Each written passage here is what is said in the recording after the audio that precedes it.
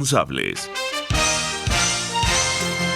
A partir de este momento, las informaciones que son noticia toman el protagonismo. Comienza Informe RCR. Muy buenos días, sean bienvenidos a este su informe RCR en su edición matutina. Trabajamos para ustedes en la Gerencia General de la Estación, Jaime Nestares, en la Gerencia de Producción, Wilixa Arcaya, en la producción de este espacio, Marilia García, Génesis Rodríguez y Mario Villarreal, en los controles, mi queridísimo César Arteaga, y frente al micrófono, quien tiene el inmenso placer de trabajar para todos ustedes, Helen Machado. Recuerden que nos pueden sintonizar a través de nuestras redes sociales, en Twitter, @RCR750, a través de nuestra página web, rcr750.com, la radio que se ve, y a través de nuestro canal en YouTube, RCR750. De inmediato, comenzamos.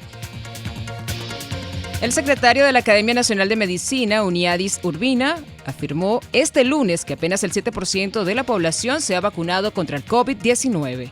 Urbina insistió en que es de importancia la vacunación en el país y que ese 7% de vacunados solo representa menos de 2 millones de personas, cuando en el país hay 28 millones de venezolanos. El médico pediatra también dijo que los niños y niñas son tan susceptibles de contagiarse como cualquier otra persona y explicó que al estar sanos no manifiestan los síntomas de la enfermedad o solo presentan una sintomatología leve. Por su parte, la diputada de la Asamblea Nacional electa de 2015, Carmen María Ciboli, afirmó que el Estado de Mérida enfrenta un estado de alarma en cuanto a salud, ya que los hospitales no cuentan con los recursos e insumos suficientes para atender a los pacientes con COVID-19. Jorge Rodríguez, anteayer, decía en sus palabras que él quería un acuerdo concreto, que él quería un acuerdo para todos los venezolanos, que olvidáramos el pasado. Yo le tomo la palabra. Le tomo la palabra para que lleguemos a un acuerdo concreto que salve la vida de más de 50 niños que hoy esperan un trasplante de médula, esperan un trasplante de riñón, esperan un trasplante de hígado. Pero también alzamos la voz por todos esos adultos que también tienen derecho a la vida. Hay más de 200 pacientes que ya están en este movimiento, en esta campaña de sensibilización, alzando la voz por la vida de todos ellos, pero solos no pueden. Por eso necesitamos la ayuda de todo el pueblo venezolano. Porque cualquiera de nosotros podría necesitar un trasplante. Podrían ser sus hijos. Nicolás Maduro, tienes nietos. Imagina decirle a los ojos a tus nietos, cuando te dicen que quieren ser médico, que quieren ser abogado, que quieren ser presidente, que sus sueños no pueden ser cumplidos porque el Estado no puede garantizarles el derecho a la vida. Entre tanto, el parte del sector salud emitió un comunicado donde piden a la oposición venezolana que encabeza negociaciones en México que no se olviden de la urgencia del ingreso de vacunas contra el COVID-19 para Venezuela. Los trabajadores del sector salud, agrupados en el Frente Amplio Profesional, FAP, recibieron con alegría el inicio de las negociaciones entre la oposición venezolana, liderada por Juan Guaidó, y la administración de Nicolás Maduro, por considerar que sí existe voluntad entre las partes. En el encuentro puede marcar el comienzo de la solución grave de la crisis política del país. Las madres de los niños, niñas y adolescentes que necesitan un trasplante protestaron a las afueras de la Embajada de Noruega en Caracas, donde entregaron un documento para que sea tomado en cuenta la situación durante el proceso de negociaciones entre el chavismo y la oposición venezolana. Durante la manifestación, Fabiana Garatón, portavoz de la ONG Santi y sus amigos, pidió a los factores políticos de la comunidad internacional tomar acciones para salvar la vida de al menos 50 niños que necesitan trasplantes. Ayer Jorge Rodríguez, anteayer, decía en sus palabras que él quería un acuerdo concreto, que él quería un acuerdo para todos los venezolanos, que olvidáramos el pasado. Yo le tomo la palabra. Le tomo la palabra para que lleguemos a un acuerdo concreto que salve la vida de más de 50 niños que hoy esperan un trasplante de médula, esperan un trasplante de riñón, esperan un trasplante de hígado. Pero también alzamos la voz por todos esos adultos que también tienen derecho a la vida. Hay más de 200 pacientes que ya están en este movimiento, en esta campaña de sensibilización, alzando la voz por la vida de todos ellos, pero solos no pueden. Por eso necesitamos la ayuda de todo el pueblo venezolano. En otras informaciones, el jefe del régimen, Nicolás Maduro, ofreció en rueda de prensa a medios de comunicación internacionales. Maduro trató el tema de las negociaciones que se desarrollan en México con la plataforma unitaria de la oposición. Aquí tengo el documento original de México y siento que tiene vida propia. Aquí están las firmas para la historia, señaló. Dijo que de dicho memorándum el entendimiento será legal y llevado a la Asamblea Nacional.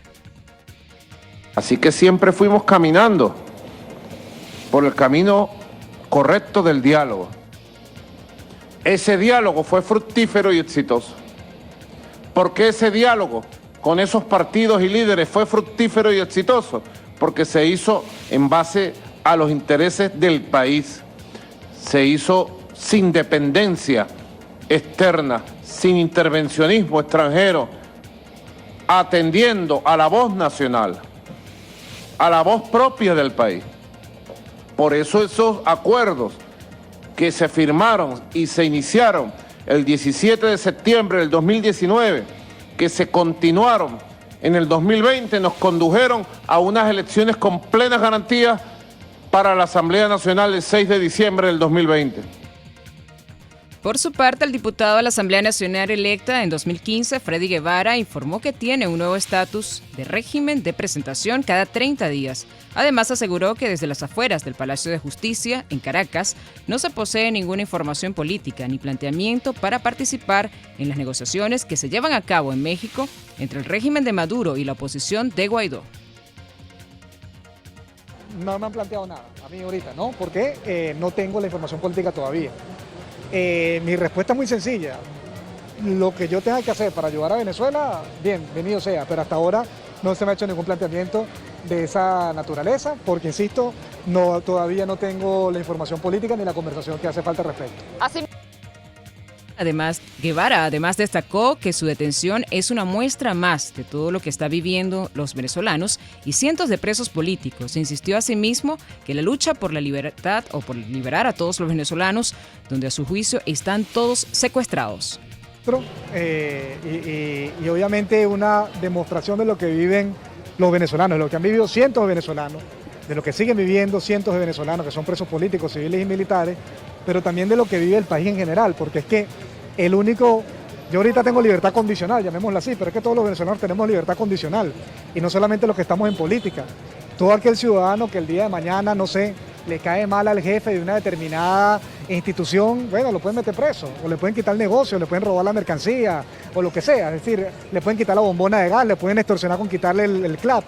Entonces, de lo que se trata aquí es no de buscar solamente la libertad en términos físicos de la calle, que uno pueda estar haciendo política de nuevo. Es cómo logramos que Venezuela sea realmente libre toda. Y para que Venezuela sea libre, necesitamos efectivamente hacer todo y todos poner nuestro esfuerzo en que aquí pueda salir un nuevo pacto de convivencia en el que todos los venezolanos y todas las fuerzas políticas, pero sobre todo el pueblo, podamos vivir en el marco de nuestra Constitución sin tener temor a ser apresados, perseguidos por opinar, por pensar diferente. Por su parte, su abogado defensor y de derechos humanos, Omar Mora Tosta, afirmó que el caso de Freddy Guevara no es un tema jurídico, sino político y un juego más del régimen de Maduro. Es una constante que hay, un modus operandi, una sistematicidad que hay en estos casos, y fue lo que precisamente ha percibido la Corte Penal Internacional como una sistematicidad, como un punto en común que tienen todos estos casos, que comienzan con una detención arbitraria, luego se dan unas desapariciones forzadas, la incomunicación de estas personas en todos los casos, hasta después de 60 y 90 días, para que no tengan derecho a la defensa. Ahora últimamente se les quiere privar hasta de la defensa privada. Bueno, esto ha sido terrible, y por eso, y muchas otras razones, es que esos casos forman la lista grande que hay en el seno de la Corte Penal Internacional, en la Fiscalía, que dan cuenta, pues ciertamente, de la comisión de crímenes de lesa humanidad en el país. Entonces, el caso de Freddy no es otra cosa que una muestra más de esto que ha venido ocurriendo a lo largo de estos años aquí en el país.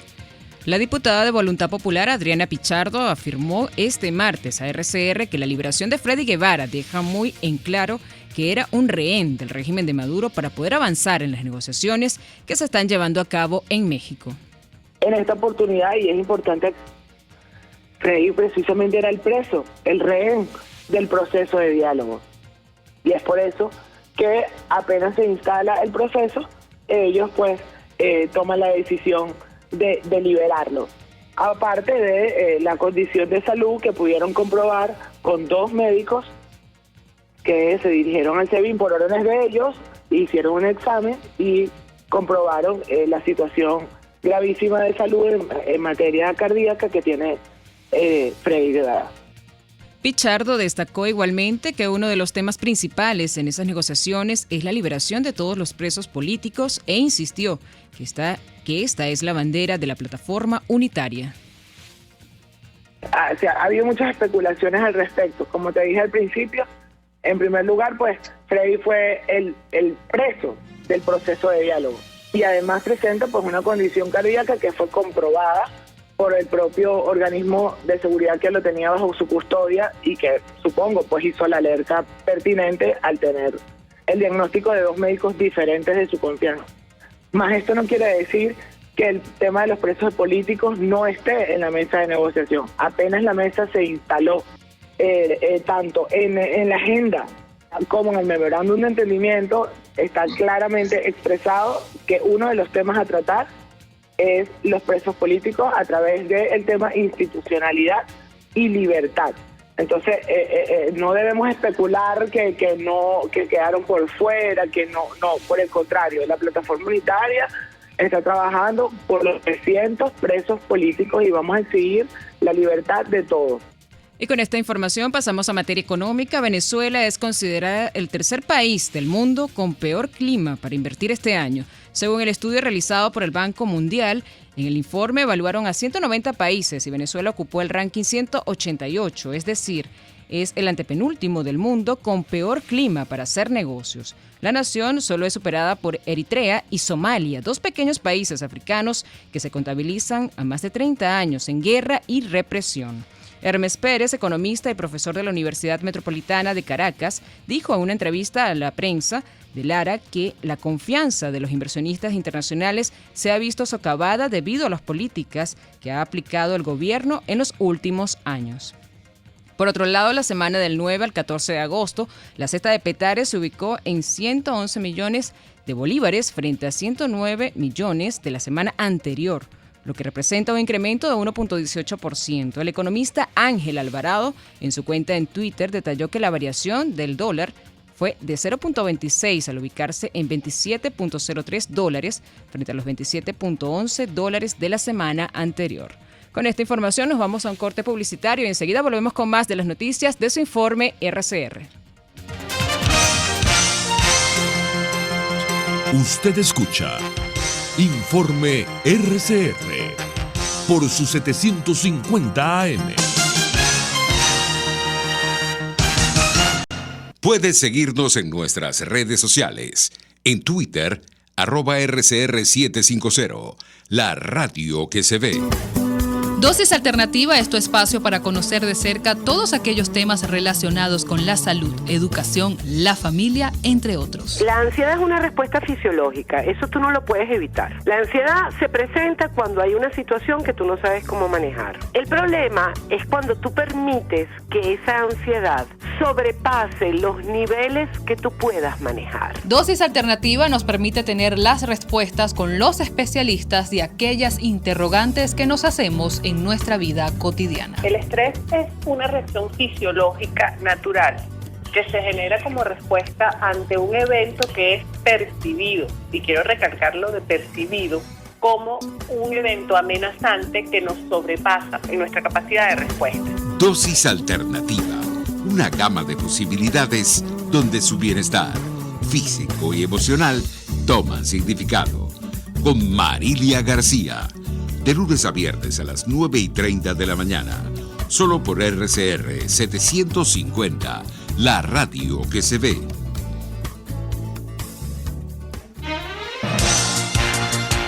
Les estamos presentando Informe RCR, el compacto informativo de esta hora, solo por RCR 750 AM.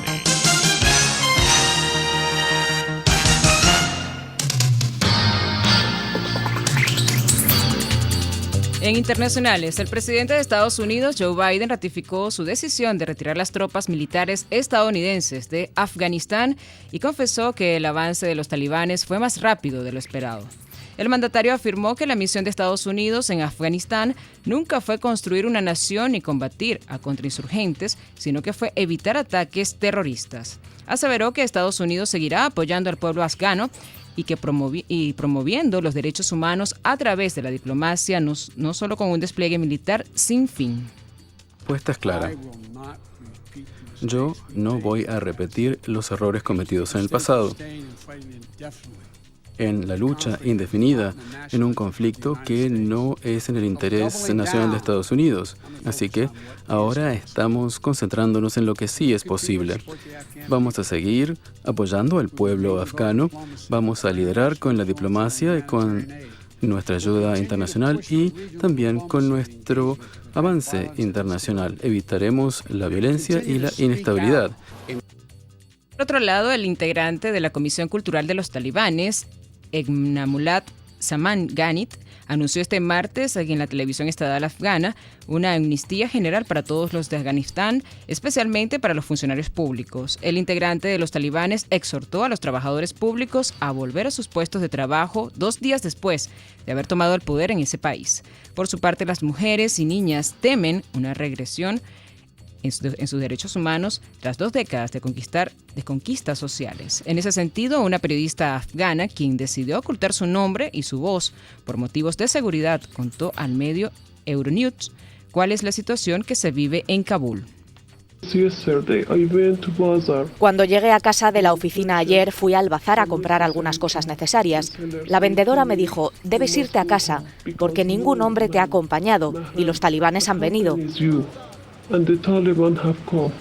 No llevas un hijab o un burka adecuado y sin llevar burka, los talibanes pueden hacerte daño. Pensé, me daré prisa y volví a casa inmediatamente. No podía imaginar que Kabul caería tan rápido y sin ninguna resistencia.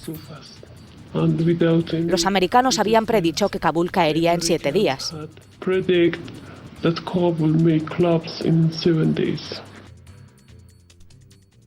En otras informaciones, el gobierno de Japón decidió hoy extender hasta el 12 de septiembre el estado de emergencia por COVID-19 vigente en Tokio y otras urbes e incluir a otras 7 prefecturas por la presión hospitalaria ante el aumento de los contagios. La situación de la propagación del COVID-19 en Japón se está volviendo más grave por la variante Delta, dijo el primer ministro nipón Yoshihide Suga, al haber hecho el anuncio tras una reunión con los expertos que asesoran al Ejecutivo sobre la gestión de la pandemia. Suga comparecerá en las próximas horas en una rueda de prensa en la que ofrecerá más detalles sobre la emergencia sanitaria que estará en pie durante los Juegos Paralímpicos de Tokio, que se celebrarán desde el 24 de agosto al 5 de septiembre, a los que no habla público en ninguna de las competiciones por esta situación. Y con esta información pasamos a materia deportiva. La Selección Nacional de Fútbol Sala arrancó este lunes con el primer día de trabajo en Lisboa, Portugal, tras su llegada este domingo luego de una ardua escala por Turquía, en un viaje que inició desde el sábado 14 de agosto. Los dirigidos por Freddy Miguel González viajaron con un total de 16 jugadores de los 17 convocados para el Mundial de Fútbol Sala, que se disputará en Lituania e inicia el próximo 12 de septiembre. En otras noticias deportivas, el receptor venezolano Salvador Pérez remolcó las carreras de la ventaja con un sencillo para los Reales de Kansas City y derrotaron 7 carreras por 6 a los Astros de Houston, líderes de la División Oeste de la Liga Americana.